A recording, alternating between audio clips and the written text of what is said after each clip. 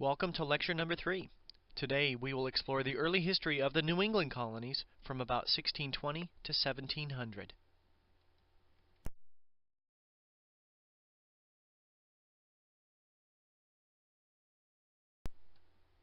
There are a few main themes to be introduced. First, we'll investigate why people traveled to these colonies.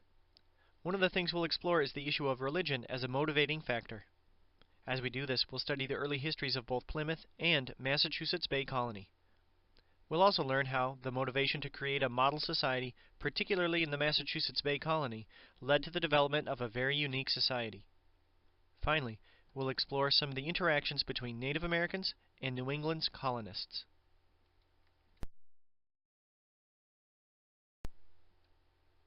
The first topic to be addressed deals with why settlers traveled to the New England colonies. Religion was more of a motivating factor for settlement in the New England colonies as compared to England's other early colony of Jamestown. This map identifies the major religious denominations in Europe at about the middle of the 16th century. Following Henry VIII's break with the Catholic Church in the 1530s, he established the Church of England, or the Anglican Church. While there were Catholics in England, the Anglican Church was dominant for most of the years in the latter 1500s and into the 1600s, but there were still divisions within it. One important group within the Anglican Church was called Puritans. Their goal was to purify the Church of England from all Catholic influences. The word Puritan comes from purify. Their goal was to eliminate many Catholic rituals, however they also had strong views concerning church membership. They wanted to limit membership only to an elect few who had undergone a conversion experience.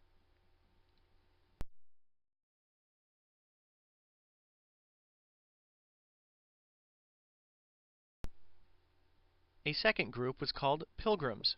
Pilgrims agreed with the Puritans on the issues of eliminating Catholic influences and limiting church membership, but they were also considered radicals. They were radicals because they wanted to separate from the Anglican Church in order to practice their religious beliefs properly. Essentially, Puritans wanted to reform the Anglican Church from within, whereas Pilgrims were separatists who believed the Anglican Church was so corrupt, separation was the only answer.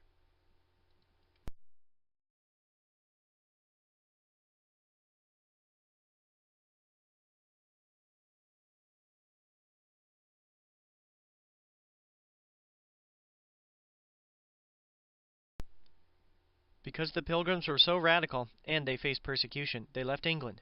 For a little over 10 years they lived in the Netherlands, but they were concerned their children were becoming more Dutch than English, so they moved again. In 1620, they negotiated with the Virginia Company of London to establish a colony north of Virginia where they could practice their beliefs. They initially landed at Cape Cod, but eventually settled in what came to be known as Plymouth Plantation, as the land had already been cleared, for it was the site of a former Indian village which had been devastated and then later abandoned by disease. The arrow on the right of this map shows Provincetown, where the Pilgrims first went ashore, but then they settled in Plymouth, indicated by the circle on this map. I was lucky enough to travel to both Provincetown and Plymouth. If you get a chance to visit, I highly recommend it. Various sites include a monument to the Pilgrims at Provincetown, Plymouth Rock and recreations of Plymouth Plantation, and the Mayflower. If you click on the hyperlink below, it will take you to the website for Plymouth Plantation with additional links to more history concerning the Pilgrims. Before the Pilgrims disembarked from their ship, they wrote and signed the Mayflower Compact.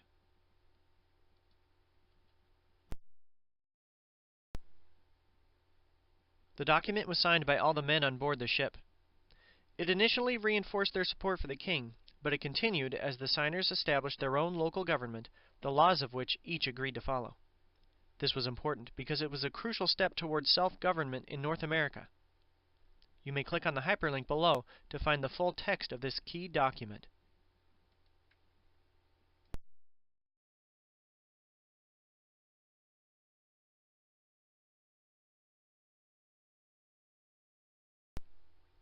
The inhabitants at Plymouth included 24 families with a total of 102 people. Just as in Jamestown, fewer than half survived that first winter, but the Pilgrims were fortunate to have strong leaders. One of them was William Bradford. He was chosen to be the first governor of Plymouth Colony and was elected 30 times to that position. The Pilgrims were also helped by 2 local Indians.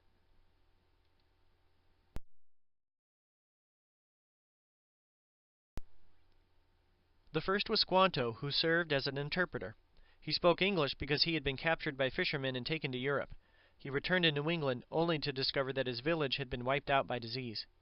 He taught the Pilgrims about the local environment and how to grow corn and squash.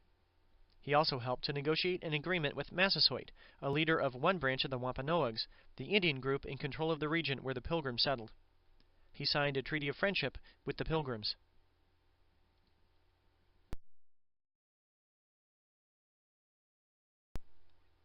By the fall of 1621, conditions had improved. The settlers and Indians celebrated the bounty of their harvest in a festival that would one day evolve into the Thanksgiving holiday. Overall, Plymouth remained a very small but significant settlement in New England.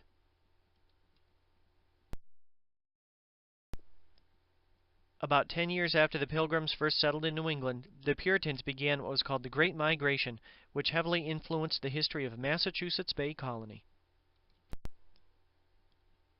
Beginning about 1625, as Charles I assumed England's throne, harassment of Puritans rose. As you can see from this figure, a significant number of people traveled to the Caribbean, but this also prompted a large increase in New England settlement. By 1700, the population of all of the New England colonies was over 90,000.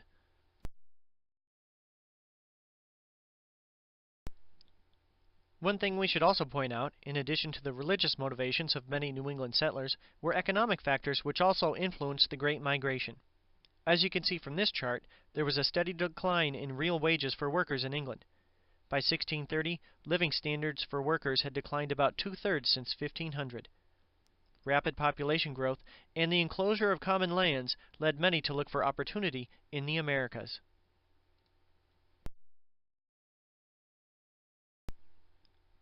The most important settlement in New England was established by the Massachusetts Bay Colony, with Boston as its center. Settlers here had obtained a royal charter in 1629 to establish a self-governing colony. About 700 arrived in 1630 in 11 ships.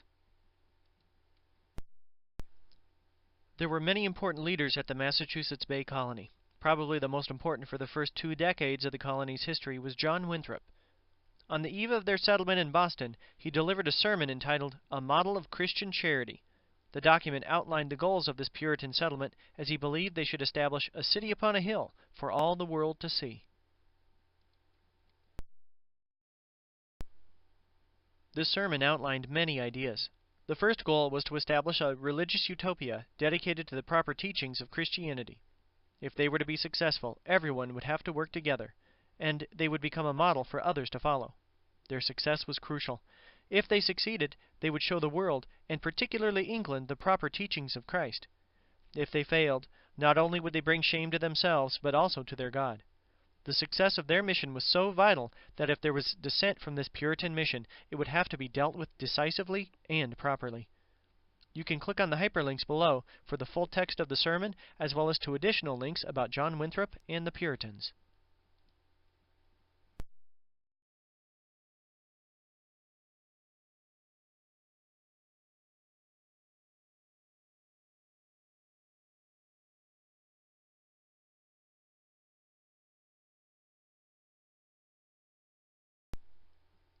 Overall, Winthrop served in a variety of capacities, including governor and deputy governor of the Massachusetts Bay Colony. There was no separation of church and state in Massachusetts and many of New England's other colonies. Congregationalism was the only recognized religion in several colonies. Taxes were levied to pay for the construction of meeting houses and to pay ministers' salaries. Everyone was expected to live a life by a model of Christian values. For those around Boston, they could look to Winthrop's original sermon. The eyes of the world were upon them. They had to live lives based on Christianity. Toward that end, additional regulations on behavior were established. In some cases, these were referred to as blue laws. Among other things, they required church attendance, prohibited card playing and drunkenness, and could even lead to fines for a married couple kissing in public.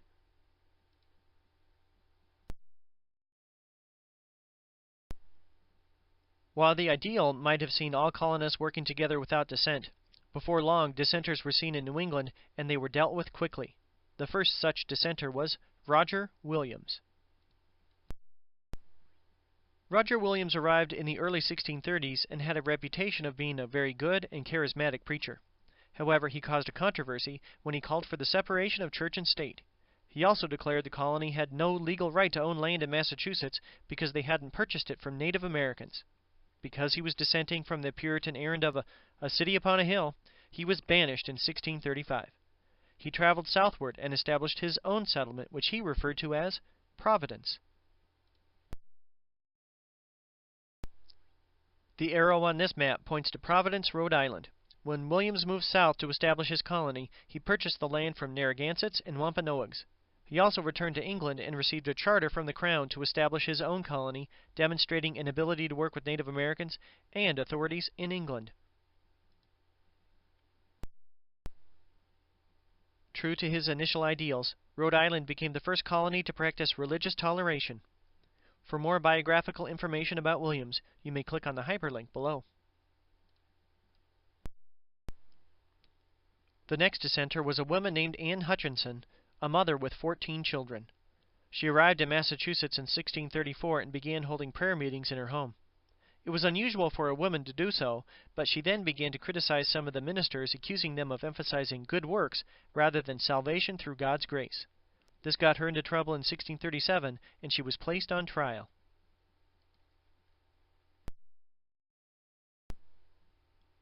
Not only were people upset that she was interpreting Scripture for herself, but they were also unsettled by the fact that she was a woman. As one of her critics put it, "You have stepped outside of your place.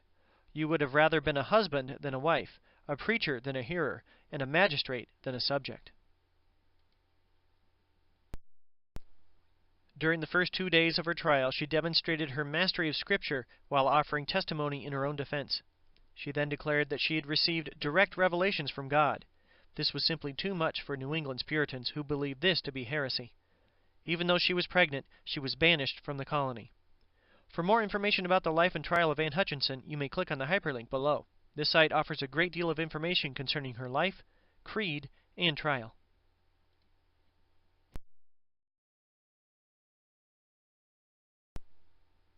Overall, the actions and treatment of both Williams and Hutchinson demonstrate that while many of New England's Puritans may have traveled to America to escape religious persecution, they did not stop at persecuting others. They did not support religious freedom. Instead, they became persecutors themselves and established colonies where they could practice their religion without dissent.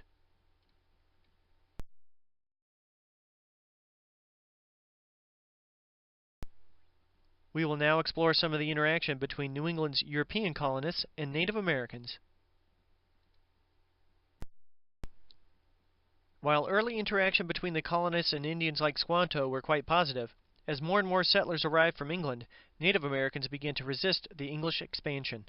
This became particularly apparent as settlement increased in the Connecticut Valley, where the Pequots were located. Here's the map of New England again. The arrow points to the location of the Pequots, whose dominance as middlemen in the fur trade were threatened by English expansion. As far as the Pequots were concerned, it seemed as if the colonists never stopped coming and taking over additional tracts of land. Responding to an English raid on a Pequot village, the Pequots attacked the town of Westerfield in 1637, leaving 9 dead. Leaders from Massachusetts and Connecticut retaliated and combined forces to destroy the Pequot village at Mystic, Connecticut. In a pre-dawn attack, English troops surrounded the village to set fire to its buildings. Probably 400 Pequots died from the fire or were cut down as they tried to escape the flames. Pequot resistance to the English expansion was destroyed. This series of events was referred to as the Pequot War.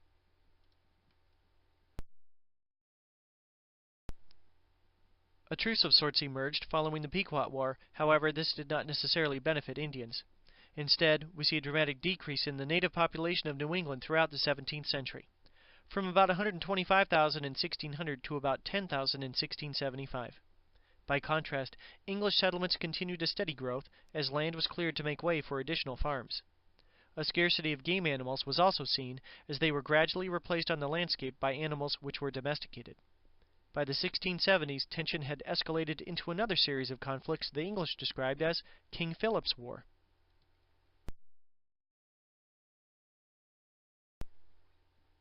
The conflict received its name from the leader shown here.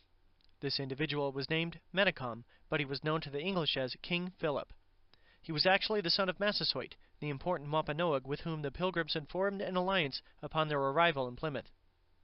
As the English continued to encroach in Indian lands, he formed alliances with several Indian nations.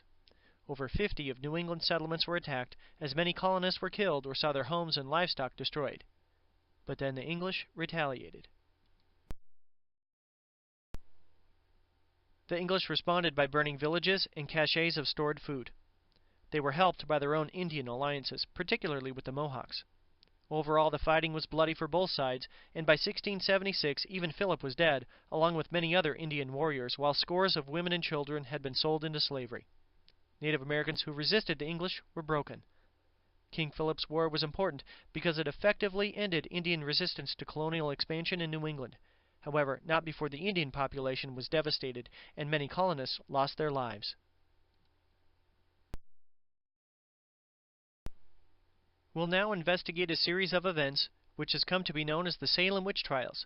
We'll begin with some background. The circled area of this map shows the geographic location of Salem, Massachusetts.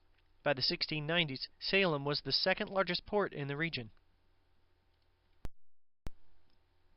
Before we explore the issues involving the Salem witch trials any deeper, you may want to click on one or more of the hyperlinks below.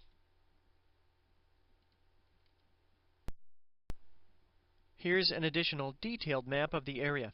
Salem was actually made up of two settlements. Salem town was more prosperous as it included the port as well as better farmland. Salem village was farther north and not quite as prosperous. It's possible that rivalry between the two towns actually had an influence on the witch trial crisis. Like most Europeans, many settlers in New England believed in wizards and witchcraft. There had been some accusations of witchcraft in the colonies before the 1690s, but they had been limited in scope. However, in 1692, a witchcraft crisis plagued Salem, at the end of which several people were executed and many others accused of practicing witchcraft.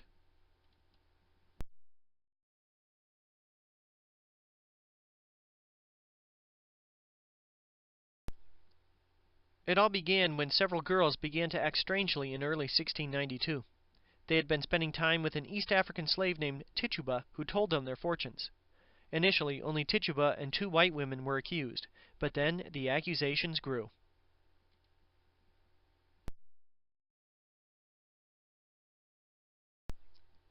The image here shows a copy of an actual petition from one of the witchcraft trials. With the accusations increasing, a grim pattern arose. If a person was accused of being a witch, they were found guilty. If they were found guilty, they were forced to confess and name others or face execution.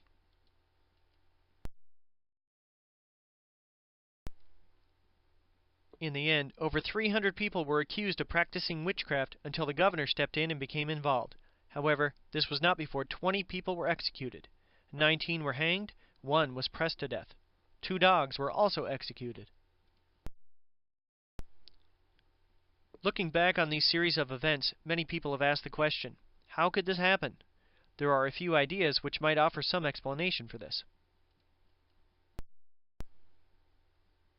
This image might offer some help. Notice the A's on this map. These are the accusers, people who accused others of practicing witchcraft. Most of those A's are located on the western side of the map. Notice the W's. These are people accused of being witches. Most of those, but not all, were located on the eastern side.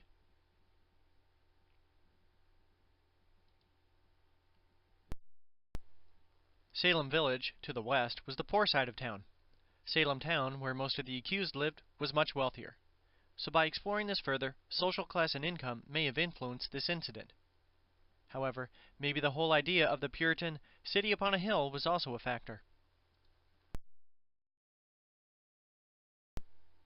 This slide was shown earlier in the presentation and identifies the Puritan goal of establishing a model community for others to follow. Their mission was incredibly important. If they failed, the eyes of the world would be upon them, and all would know.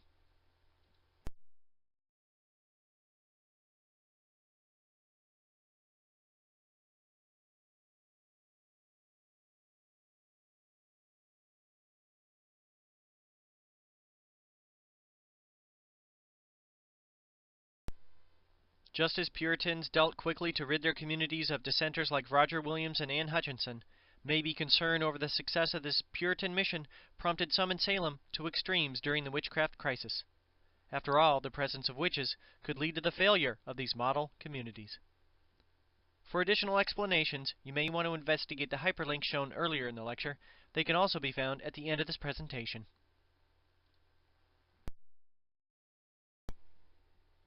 This lecture has covered many different issues. We'll now review some of the important concepts addressed. This lecture has described the early histories of the New England colonies. Religion was an important factor which led to the development of this region. Many Puritans involved with the Great Migration hoped to establish a religious utopia which would be a model for others. Due to the importance of this errand, dissent could not, and was not, tolerated.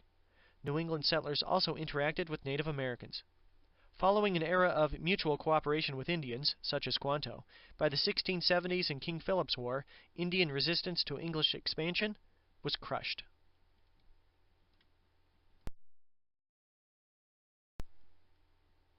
This concludes lecture number 3.